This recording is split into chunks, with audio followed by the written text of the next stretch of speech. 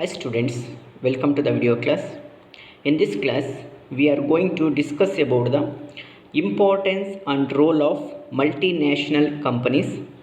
This topic comes in the chapter Global Economic Issues and Developments in the paper Contemporary Issues and Trends in International Relations of 6th semester BA. ಪ್ರೀತಿಯ ವಿದ್ಯಾರ್ಥಿಗಳೇ, ಈ ಒಂದು ತರಗತಿಯಲ್ಲಿ ನಾವು ಬಹುರಾಷ್ಟ್ರೀಯ ನಿಗಮಗಳ ಮಹತ್ವ ಮತ್ತು ಪಾತ್ರದ ಬಗ್ಗೆ ತಿಳಿದುಕೊಳ್ಳುವಂತಹ ಒಂದು ಪ್ರಯತ್ನವನ್ನು ಮಾಡೋಣ. In this session we are going to discuss about the following points: meaning of the multinational company, importance and role of multinational companies.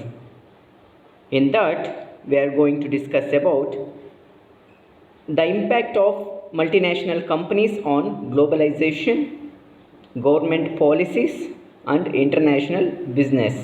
And also, we are also going to discuss about the positive and negative impacts of multinational companies. ಮೊದಲಿಗೆ ಅದರ ಅರ್ಥವನ್ನು ತಿಳಿದುಕೊಳ್ಳುವಂತಹ ಒಂದು ಪ್ರಯತ್ನವನ್ನು ಮಾಡೋಣ. MNCಯನ್ನು ಅರ್ಥ ಮಾಡ್ಕೋಬೇಕು ಅಂತೇಳಿದ್ರೆ ಕೆಲವೊಂದು ವರ್ಡಿಂಗ್ಸನ್ನು ನಾವು ಅರ್ಥ ಮಾಡ್ಕೋಬೇಕು. ಇಲ್ಲಿ ನೀವು ಚಿತ್ರದಲ್ಲಿ ಎರಡು ರೀತಿಯಾಗಿರ್ತಕ್ಕಂಥ ಪದಗಳನ್ನು ನೀವು ಗಮನಿಸ್ತಾ ಇದ್ದೀರಾ. ಒಂದು ಓಮ್ ಕಂಟ್ರಿ ಅಂತ, ಇನ್ನೊಂದು ಆಸ್ಟ್ ಕಂಟ್ರಿ ಅಂತ. ಸೊ ಓಮ್ ಕಂಟ್ರಿ ಅಂತೇಳಿದ್ರೆ ಇಲ್ಲಿ ಒಂದು ಬಹುರಾಷ್ಟ್ರೀಯ ನಿಗಮ ತನ್ನ ಕೇಂದ್ರ ಕಚೇರಿಯನ್ನು ಅಥವಾ ತನ್ನ ಹೆಡ್ ಆಫೀಸನ್ನು ಅಥವಾ ತನ್ನ ಮೂಲ ನೆಲೆಯನ್ನು ಯಾವ ದೇಶದಲ್ಲಿ ಹೊಂದಿರುತ್ತದೆಯೋ ಅದನ್ನು ಹೋಮ್ ಕಂಟ್ರಿ ಅಂತ ಕರೀತಾರೆ. ಆ ಬಹುರಾಷ್ಟ್ರೀಯ ನಿಗಮ ಯಾವ ದೇಶಗಳಲ್ಲಿ, ಪ್ರಪಂಚದ ಯಾವ ದೇಶಗಳಲ್ಲಿ ಕಾರ್ಯವನ್ನು ನಿರ್ವಹಿಸ್ತಾ ಇದೆಯೋ ಆ ದೇಶಗಳನ್ನು ಹಾಸ್ಟ್ ಕಂಟ್ರಿ ಅಂತ ಕರೀತಾರೆ. ಅಂದರೆ ಬಹುರಾಷ್ಟ್ರೀಯ ನಿಗಮ ಅಂತೇಳಿದ್ರೆ ಆ ಪ್ರಪಂಚದ ಯಾವುದಾದರೂ ಒಂದು ದೇಶದಲ್ಲಿ ತನ್ನ ಕೇಂದ್ರ ಕಚೇರಿಯನ್ನು ಅಥವಾ ಮೂಲ ನೆಲೆಯನ್ನು ಹೊಂದಿದ್ದು ಪ್ರಪಂಚದ 2ಕ್ಕಿಂತ ಹೆಚ್ಚು ದೇಶಗಳಲ್ಲಿ ತನ್ನ ಸಹ ಸಂಸ್ಥೆಗಳ ಮೂಲಕ ಕಾರ್ಯವನ್ನು ನಿರ್ವಹಣೆ ಮಾಡ್ತಾ ಇದ್ದರೆ ಅಂತಹ ಸಂಸ್ಥೆಯನ್ನು ಮಲ್ಟಿನ್ಯಾಷನಲ್ ಕಂಪನಿ ಅಥವಾ ಬಹುರಾಷ್ಟ್ರೀಯ ನಿಗಮ ಅಂತ ಕರೀತಾರೆ. ಉದಾಹರಣೆಗೆ ಹೇಳೋದಾದರೆ ಇಲ್ಲಿ ನೀವು ಎರಡು ಚಿತ್ರಗಳನ್ನು ಕಾಣ್ತಾ ಇದ್ದೀರಾ. ಮೊದಲನೇ ಚಿತ್ರ ಸ್ಯಾಮ್ಸಂಗ್ ಕಂಪನಿಯ ಕೇಂದ್ರ ಕಚೇರಿದು ಅಥವಾ ಮೂಲ ನೆಲೆಯಲ್ಲಿರ್ತಕ್ಕಂಥದ್ದು. ಅದು ಸೌತ್ ಕೊರಿಯಾದಲ್ಲಿದೆ. ಸೊ ಸ್ಯಾಮ್ಸಂಗ್ ಕಂಪನಿ ಪ್ರಪಂಚದ ಬೇರೆ ಬೇರೆ ದೇಶಗಳಲ್ಲಿ ತನ್ನ ಸಹ ಸಂಸ್ಥೆಗಳ ಮೂಲಕ ಅದು ಕಾರ್ಯವನ್ನು ನಿರ್ವಹಣೆ ಮಾಡ್ತಾ ಇದೆ. ಎರಡನೇ ಚಿತ್ರದಲ್ಲಿರ್ತಕ್ಕಂಥದ್ದು ಭಾರತದಲ್ಲಿರ್ತಕ್ಕಂತಹ ಸ್ಯಾಮ್ಸಂಗ್ ಕಂಪನಿಯ ಚಿತ್ರ. ಸೊ ಹೀಗಾಗಿ ಸ್ಯಾಮ್ಸಂಗ್ ಕಂಪನಿಯನ್ನು ನಾವು MNC ಅಂತ ಕರಿತೇವೆ, ಮಲ್ಟಿನ್ಯಾಷನಲ್ ಕಂಪನಿ ಅಂತ ಕರಿತೇವೆ ಅಥವಾ ಬಹುರಾಷ್ಟ್ರೀಯ ನಿಗಮ ಅಂತ ಕರಿತೇವೆ. ಸೊ ಸರಳವಾಗಿ ಇದರ ಅರ್ಥವನ್ನು ನೋಡುವುದಾದರೆ ಒಂದಕ್ಕಿಂತ ಹೆಚ್ಚು ರಾಷ್ಟ್ರಗಳಲ್ಲಿ ಕಾರ್ಯನಿರ್ವಹಿಸುವ ಅಥವಾ ಸೇವೆಯನ್ನು ಒದಗಿಸುವ ಉದ್ಯಮ ಸಂಸ್ಥೆಯನ್ನು ಬಹುರಾಷ್ಟ್ರೀಯ ನಿಗಮ ಎಂದು ಕರೆಯಲಾಗುತ್ತದೆ.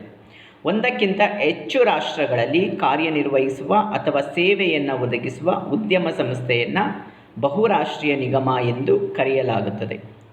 ಪ್ರಪಂಚದಲ್ಲಿ ಪ್ರಥಮ ಬಾರಿಗೆ ಸ್ಥಾಪನೆಯಾದಂತಹ ಒಂದು ಬಹುರಾಷ್ಟ್ರೀಯ ನಿಗಮ ಅಂತೇಳಿದರೆ ಅದು ಡಚ್ ಈಸ್ಟ್ ಇಂಡಿಯಾ ಕಂಪನಿ 1602ರಲ್ಲಿ ಸ್ಥಾಪನೆಯಾಗಿತ್ತು.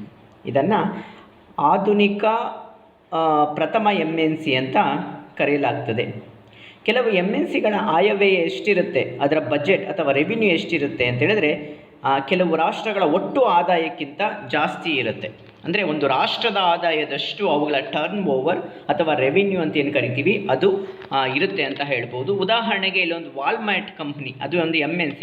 ಅದರ ಒಂದು ಟೋಟಲ್ ರೆವಿನ್ಯೂ ಅಥವಾ ಅದರ ಟರ್ನ್ ಓವರ್ ಏನಿದೆ ಅದು ಪೋಲೆಂಡ್ ದೇಶದ GDP ಅಷ್ಟಿದೆ. ಅಂದರೆ ಒಂದು ರಾಷ್ಟ್ರದ ಆದಾಯ ಏನಿರುತ್ತೆ ಆ ರಾಷ್ಟ್ರದ ಆದಾಯಕ್ಕೆ ಸಮನಾದಷ್ಟು ಒಂದು MNC ತನ್ನ ಆದಾಯವನ್ನು ಹೊಂದಿರುತ್ತೆ ಅಂತ ಹೇಳಿದ್ರೆ ತಪ್ಪಾಗಲಾರದು. ಸೊ ಇತರ ವ್ಯಾಖ್ಯೆಗಳನ್ನು ನೋಡೋದಾದರೆ MNCಗಳು ಒಂದಕ್ಕಿಂತ ಹೆಚ್ಚು ದೇಶದಲ್ಲಿ ಕಾರ್ಯನಿರ್ವಹಿಸುವಂತಹ ನಿಗಮಗಳು ಅಥವಾ ಕಂಪನಿಗಳು. ಶ್ರಮದ ವೆಚ್ಚ, ಸಾಗಾಟ, ತೆರಿಗೆಯ ನಿಯಮಗಳು ಮುಂತಾದವುಗಳನ್ನು ಆಧರಿಸಿ ಬೇರೆ ಬೇರೆ ಕಡೆ ಘಟಕಗಳನ್ನು ಸ್ಥಾಪಿಸುವ ಮೂಲಕ ಅವು ತಮ್ಮ ಲಾಭವನ್ನು ಗರಿಷ್ಠಗೊಳಿಸಿಕೊಳ್ಳಲು ಯತ್ನಿಸುತ್ತವೆ. ಮಗದೊಂದು ವ್ಯಾಖ್ಯೆಯನ್ನು ನೋಡೋದಾದರೆ MNCಗಳೆಂದರೆ ಏಕಕಾಲಕ್ಕೆ ಒಂದಕ್ಕಿಂತ ಹೆಚ್ಚು ರಾಷ್ಟ್ರಗಳಲ್ಲಿ ಮಹತ್ವದ ವ್ಯವಹಾರ ನಡೆಸುವಂತಹ ಕಂಪನಿಗಳು ಅಥವಾ ನಿಗಮಗಳು. ಆದರೆ ಅವುಗಳ ಆಡಳಿತವನ್ನು ಸ್ವಂತದ ಒಂದು ನೆಲೆಯಿಂದ ನಿರ್ವಹಿಸ್ತವೆ. ಅಂದರೆ ಅದರ ಕೇಂದ್ರ ಕಚೇರಿ ಯಾವುದಾದ್ರೂ ಒಂದು ರಾಷ್ಟ್ರದಲ್ಲಿರುತ್ತೆ, ಬೇರೆ ಬೇರೆ ಕಚೇರಿಗಳಲ್ಲಿ ತನ್ನ ಸಹ ಸಂಸ್ಥೆಗಳ ಮೂಲಕ ಅದು ಕಾರ್ಯವನ್ನು ನಿರ್ವಹಣೆ ಮಾಡುತ್ತೆ ಅಂತ. MNCಗಳ ಲಕ್ಷಣಗಳನ್ನು ನಾವು ಕೆಲವೊಂದು ಲಕ್ಷಣಗಳನ್ನು ಗಮನಿಸಿದ್ರೆ ಬಹುರಾಷ್ಟ್ರೀಯ ನಿಗಮಗಳ ಬಗ್ಗೆ ಇನ್ನೂ ಸ್ವಲ್ಪ ಆಳವಾಗಿ ತಿಳಿದುಕೊಳ್ಳುವಂತಾಗುತ್ತೆ. ಮೊದಲನೇ ಲಕ್ಷಣ, ಹಲವು ರಾಷ್ಟ್ರಗಳಲ್ಲಿ ಕಾರ್ಯವನ್ನು ನಿರ್ವಹಿಸುತ್ತೆ. ನಾವೀಗಾಗಲೇ ಹೇಳಿದಾಗಲೇ ಒಂದು MNC ಅಂತ ಕರಿಬೇಕು ಅಂತ ಹೇಳಿದ್ರೆ ಅದು ಒಂದಕ್ಕಿಂತ ಹೆಚ್ಚು ರಾಷ್ಟ್ರಗಳಲ್ಲಿ, ಅಂದರೆ ಹಲವಾರು ರಾಷ್ಟ್ರಗಳಲ್ಲಿ ಅದು ಕಾರ್ಯವನ್ನು ನಿರ್ವಹಿಸಬೇಕಾಗುತ್ತೆ. ಹಲವು ರಾಷ್ಟ್ರಗಳಲ್ಲಿನ ತನ್ನ ಸಹ ಸಂಸ್ಥೆಗಳ ಮೂಲಕ ವಿದೇಶಿ ಉತ್ಪಾದನೆಯನ್ನು ಅಥವಾ ವ್ಯಾಪಾರವನ್ನು ಅವು ನಡೆಸುತ್ತವೆ. ಮೂರನೇದಾಗಿ, ಸಹ ಸಂಸ್ಥೆಗಳ ನೀತಿಗಳ ಮೇಲೆ ನೇರ ನಿಯಂತ್ರಣವನ್ನು ಹೊಂದಿರುತ್ತೆ. ಆ ಸಬ್ಸಿಡಿಯರೀಸ್ ಅಂತ ಏನು ಕರಿತೀವಿ ಅಥವಾ ಸಹ ಸಂಸ್ಥೆಗಳು ಅಂತ ಏನು ಕರಿತೀವಿ, ಆ ಸಂಸ್ಥೆಗಳ ಮೇಲೆ ಕೇಂದ್ರ ಕಚೇರಿ ನೇರವಾಗಿರುವಂತಹ ನಿಯಂತ್ರಣವನ್ನು ಹೊಂದಿರುತ್ತೆ. ನಾಲ್ಕನೇದಾಗಿ, ಉತ್ಪಾದನೆ, ಮಾರ್ಕೆಟಿಂಗ್, ಹಣಕಾಸು, ಸಿಬ್ಬಂದಿ ನಿರ್ವಹಣೆ, ವ್ಯವಹಾರದ ಕಾರ್ಯತಂತ್ರಗಳನ್ನು ಅಳವಡಿಸುವಲ್ಲಿ MNCಗಳು ಒಂದು ದೇಶದ ಗಡಿಗಳಾಚೆಗೂ ಕೂಡ ತಮ್ಮ ಕಾರ್ಯವನ್ನು ನಿರ್ವಹಿಸುತ್ತವೆ. ಇನ್ನು MNCಗಳ ಮಹತ್ವ ಅಥವಾ ಪಾತ್ರದ ಬಗ್ಗೆ ತಿಳಿದುಕೊಳ್ಳುವಂತಹ ಒಂದು ಪ್ರಯತ್ನವನ್ನು ಮಾಡೋಣ. ಮೊದಲನೇದಾಗಿ, ಬಹುರಾಷ್ಟ್ರೀಯ ನಿಗಮಗಳು ಜಾಗತೀಕರಣದಲ್ಲಿ ಪ್ರಮುಖವಾಗಿರುವಂತಹ ಪಾತ್ರವನ್ನು ವಹಿಸುತ್ತವೆ. ಜಾಗತೀಕರಣ ಅಂತೇಳಿದ್ರೆ ಯಾವುದೇ ಒಂದು ಚಟುವಟಿಕೆ ಸ್ಥಳೀಯ ಅಥವಾ ಪ್ರಾದೇಶಿಕ ಮಟ್ಟದಿಂದ ಅಂತಾರಾಷ್ಟ್ರೀಯ ಮಟ್ಟಕ್ಕೆ ಜಿಗಿಯುವುದನ್ನೇ ಜಾಗತೀಕರಣ ಎನ್ನುತ್ತಾರೆ. ಸರಳವಾಗಿ ಹೇಳೋದಾದರೆ, ನಾವು ಸ್ಥಳೀಯವಾಗಿ ಉತ್ಪಾದನೆ ಮಾಡ್ತಾ ಇರತಕ್ಕಂತಹ ಯಾವುದೋ ಒಂದು ವಸ್ತುವನ್ನು ಪ್ರಪಂಚದ ಬೇರೆ ಬೇರೆ ದೇಶಗಳಲ್ಲಿ ಮಾರಾಟ ಮಾಡ್ತಾ ಇದ್ದೀವಿ ಅಂತ ಹೇಳಿದ್ರೆ ನಾವು ಜಾಗತೀಕರಣದಲ್ಲಿ ಪಾಲ್ಗೊಂಡಿದ್ದೇವೆ ಅಂತ ಅರ್ಥ. ಅಂದರೆ ಸ್ಥಳೀಯ ಆರ್ಥಿಕತೆಯನ್ನು ಜಾಗತಿಕ ಆರ್ಥಿಕತೆಯೊಂದಿಗೆ ಬೆರೀತಕ್ಕಂಥದ್ದನ್ನೇ ನಾವು ಜಾಗತೀಕರಣ ಅಂತ ಕರಿತೇವೆ. ಸ್ಥಳೀಯ ಆರ್ಥಿಕತೆಯನ್ನು ಜಾಗತಿಕ ಆರ್ಥಿಕತೆಯೊಂದಿಗೆ ಬೆಸೆತಕ್ಕಂಥದ್ದನ್ನೇ ಜಾಗತೀಕರಣ ಅಂತ ಕರಿತೇವೆ. ಇವತ್ತು ಪ್ರಪಂಚದ ಬಹುತೇಕ ರಾಷ್ಟ್ರಗಳು MNCಗಳನ್ನು ಸೆಳೀತಕ್ಕಂತಹ ಒಂದು ಪ್ರಯತ್ನವನ್ನು ಮಾಡ್ತವೆ. ಅದಕ್ಕೆ ಹಲವಾರು ಕಾರಣಗಳಿದೆ.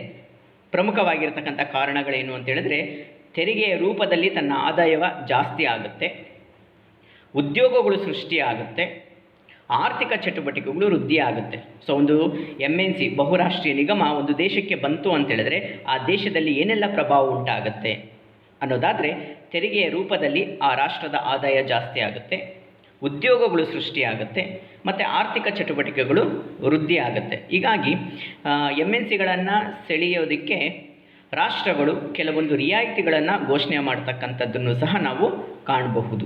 ಯಾವುದು ಆ ರಿಯಾಯಿತಿಗಳು? ತೆರಿಗೆ ರಜೆ ಅಂತ ಇದೆ. ಅಂದರೆ ಒಂದು ನಿರ್ದಿಷ್ಟ ಅವಧಿಯ ಮಟ್ಟಿಗೆ ಆ ಕಂಪನಿಯ ಮೇಲೆ ವಿಧಿಸ್ತಕ್ಕಂತಹ ತೆರಿಗೆಗಳನ್ನು ರದ್ದುಗೊಳಿಸ್ತಕ್ಕಂಥದ್ದು, ಅದನ್ನು ತೆರಿಗೆ ರಜೆ ಅಂತ ಕರಿತೀವಿ. ತೆರಿಗೆಯಿಂದ ವಿನಾಯಿತಿ ನೀಡ್ತಕ್ಕಂಥದ್ದು, ಒಂದು 5 ವರ್ಷನೋ 10 ವರ್ಷನೋ ತೆರಿಗೆಯಿಂದ ರಿಯಾಯಿತಿಯನ್ನು ಕೊಡ್ತಕ್ಕಂಥದ್ದು. ಅಂದರೆ 5 ವರ್ಷ ಅಥವಾ 10 ವರ್ಷಗಳ ಮಟ್ಟಿಗೆ ಆ ಕಂಪ್ನಿ ಏನು ಉತ್ಪಾದನೆ ಮಾಡುತ್ತೋ ಅದರ ಮೇಲೆ ತೆರಿಗೆಯನ್ನು ಅದು ಕಟ್ಟಬೇಕಾಗಿದ್ದಿಲ್ಲ.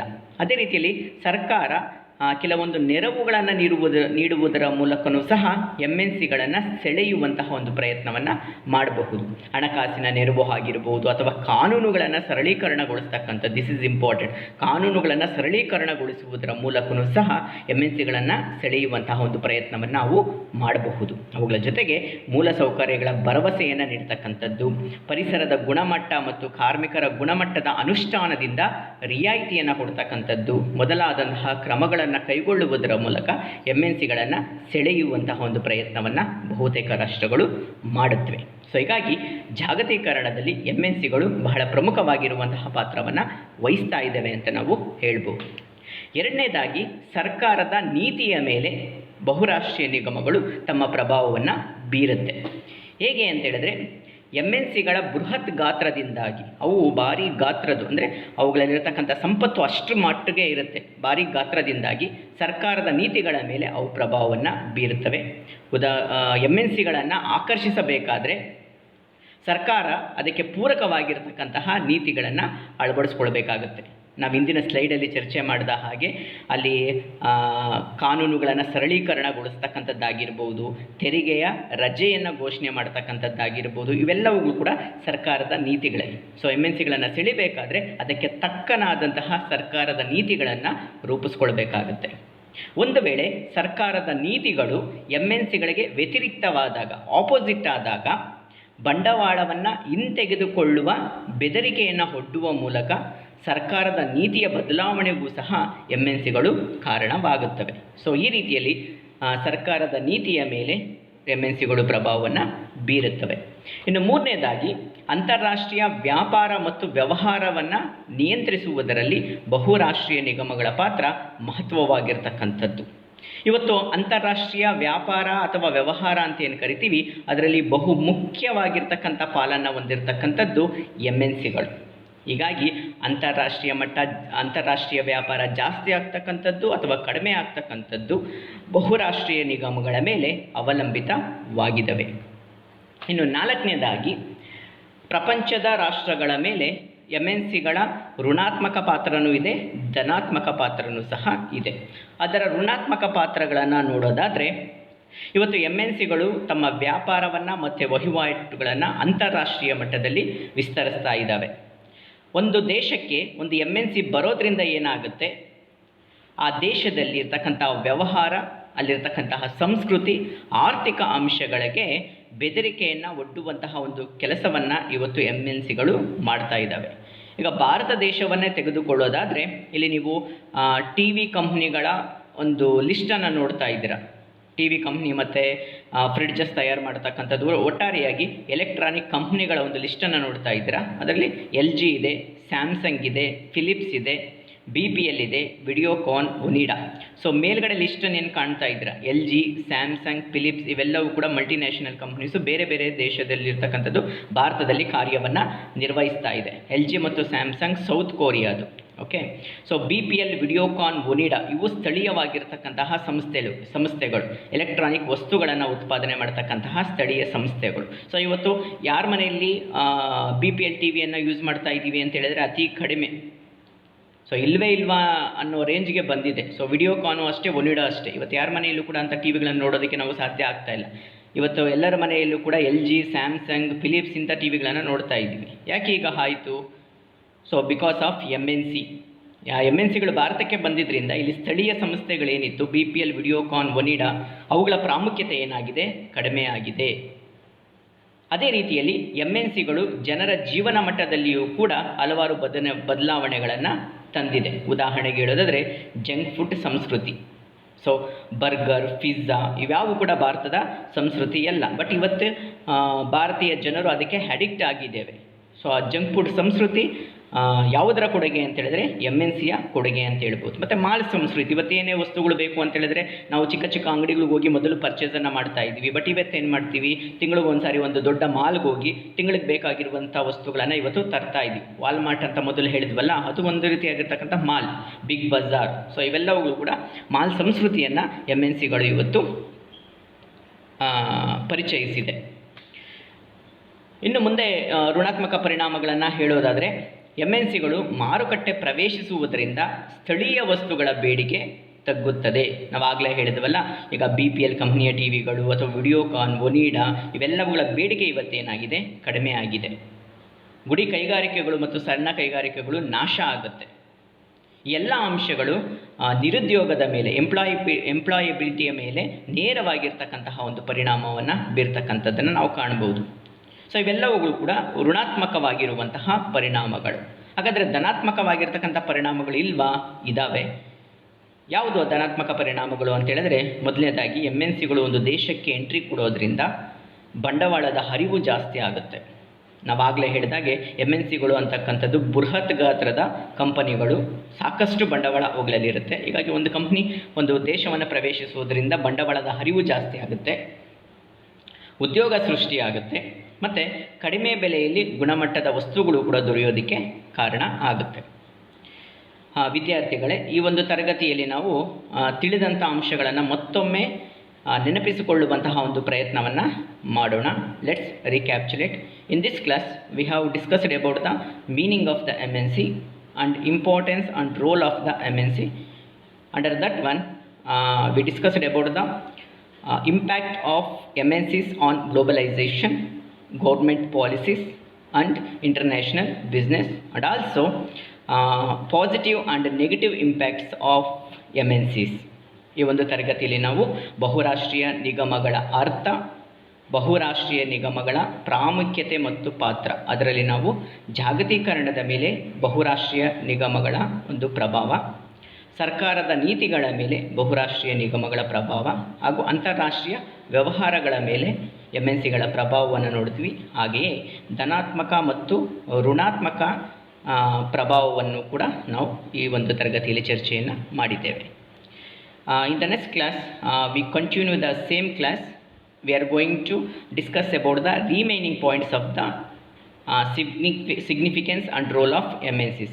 ಮುಂದಿನ ತರಗತಿಯಲ್ಲಿ ನಾವು ಇದೇ ಒಂದು ಟಾಪಿಕನ್ನು ಕಂಟಿನ್ಯೂ ಮಾಡೋಣ. ಅದರಲ್ಲೂ ಕೂಡ ಉಳಿದಿರತಕ್ಕಂತಹ ಅಂಶಗಳು, ಅದರ MNCಗಳ ಮಹತ್ವ ಮತ್ತು ಪಾತ್ರವನ್ನು ಚರ್ಚಿಸುವಂತಹ ಇತರ ಅಂಶಗಳನ್ನು ನಾವು ಡಿಸ್ಕಷನ್ ಮಾಡ್ತಕ್ಕಂಥ ಒಂದು ಪ್ರಯತ್ನವನ್ನು ಮಾಡೋಣ.